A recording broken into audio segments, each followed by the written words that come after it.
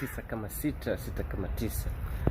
Tumesikia kwamba nani Vybz anakuja Kenya, anakuja East Africa, anapiga tour yake East Africa. Anakuja Mei tarehe 8 hapo kama sijakosea. Nani itakuwa show moja kubwa sana ni Vybz akija, au sio? Lakini sasa kuna hizi vitu wa jamaa hufanya wakipiga hizi matua zao. Wakipiga hizi matua wasanii wakubwa wanatoa tu sacrifice. Sio kama mnajua. If you know you know, if you don't know forget about it.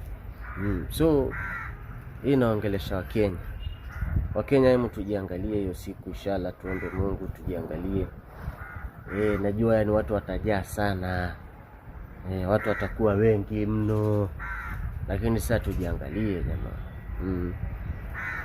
Manake hiyo watu wakiwa wengi basi ndo sacrifice hapo, ndo time ya watu kutoa sacrifice za wasanii. Sawa? So tuombe Mungu isitokee kitu kama hiyo. Kitu kama hizo zisihappen. Lakini saa mimi nasema tu tujichunge, tujiangalie. Sawa?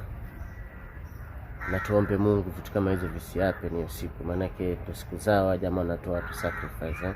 Nasikia mara sisi katika show sijui watu wangapi walikufa, watu walikanyagana, vitu kama hizo zina happen. Unaona? So tujaribu maintain, tumombe Mungu vitu hizo zisihappen. Peace out.